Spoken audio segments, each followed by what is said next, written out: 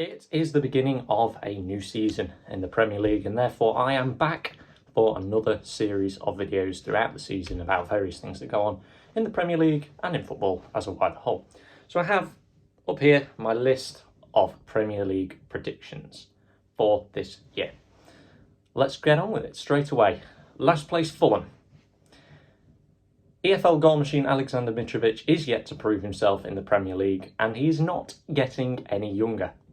He's unlikely to do it again this season, as he never really has set the world alight in the Premier League. Fulham will go down as Norwich come back up in that seemingly endless cycle that we have at the moment. 19th, Bournemouth. Again, they didn't really set the Championship alight. They were kind of the best of the rest, if you get me. Fulham, of course, were streets ahead of everyone. And Bournemouth just seemed to go up as kind of pity. They'll be going straight back down. 18th, Leeds. Leeds will also be going down. They've had a couple of seasons in the Premier League, but losing their key player in Rafinha to Barcelona, and of sacking Marcelo Bielsa at the back end of last season, replacing him with Jesse Marsch. American tacticians do not work in the Premier League. I mean, look at Bob Bradley. He was absolutely shocking. 17th, narrowly surviving, will be Brentford. Brentford will have a difficult season after losing their catalyst of Christian Eriksen. They don't really have much in the way of a creative force in that team, so they will struggle to score goals this season. They're a well-organised team, but I think they will struggle. So too will Brighton. They will get a vast number of draws, as we see from Brighton every season, particularly last season, a vast number of draws, but it will be enough to keep them up with around 45 points. 15th, Everton. Again, not really that safe. Everton haven't invested well. And let's be honest, Frank Lampard is not actually a very good manager.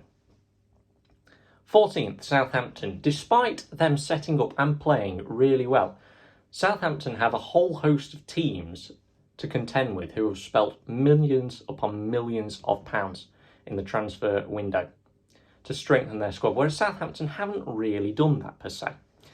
They won't struggle, but it will be a 14th place finish for Southampton. 13th, Crystal Palace are in a similar boat. Patrick Vieira's management seems to suit the Premier League and has moved on their play style from one of the more ancient styles of Roy Hodgson into something a little bit more up to date. 12th, Wolves. Again, similar to Crystal Palace, Southampton, a team that hasn't really spent big, and their lack of spending will struggle in pushing them into that top half of the table. Bruno Lage has done an excellent job taking over from Nuno Espirito Santos at the start of last season, but Wolves, it will be a mid-table finish. 11th, the complete unknown that is Nottingham Forest. Bought in Dean Henderson on loan from Manchester United, a good goalkeeper, as we all know. He worked wonders at Sheffield United. He quite possibly will do a similar thing for Nottingham Forest, as he'll look to cement himself in Gareth Southgate's World Cup squad. Nottingham Forest also managed by a fantastic, and I mean fantastic, manager, Steve Cooper, mark my words, England manager of the future. 10th, Newcastle.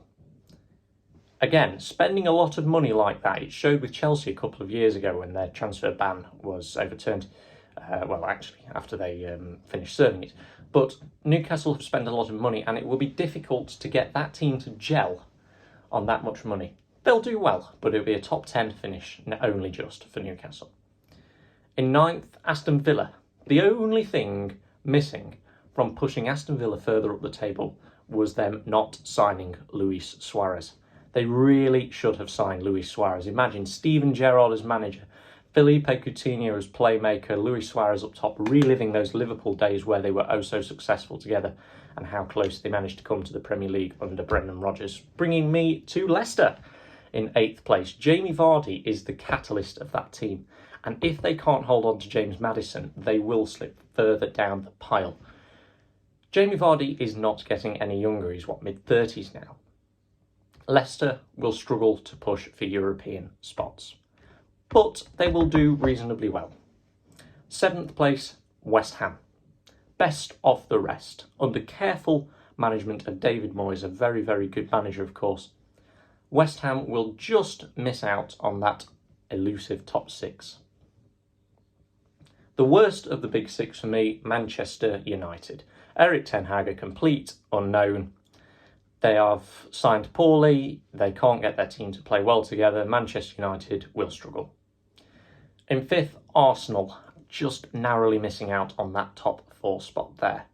Arsenal, a good young team who have spent very, very well. Gabriel Jesus is going to be a good player for Arsenal. Recently announced Martin Odegaard as captain as well. Keep your eyes on that. We'll see how that works out for them. And the Champions League. Fourth place is going to be Tottenham Hotspur. Antonio Conte, what a manager he is. And he will guide Spurs into that top 4. Mark my words. Third place, of course, it's Chelsea. They have strengthened, but they're still without a proper number 9. They probably will struggle to that, but the back 5 organised by Thomas Tuchel works really, really well. Chelsea will be quite difficult to beat. In second place, Manchester City. Yes, they have spent a lot of money, but Pep Guardiola's persistence with Jack Grealish still stuns me. I don't really understand it. I don't get why Jack Grealish plays because, as far as I can tell, he's not really that good. He certainly wasn't worth 100 million, and that probably is the reason why that massive, massive price tag for Jack Grealish is why he is always playing. But realistically, is he any good? Which leaves me to the champions, Liverpool. They are strengthening a great team already. I mean, look at the plethora of forwards they have available to them. Divock Origi is gone, the Champions League hero, of course.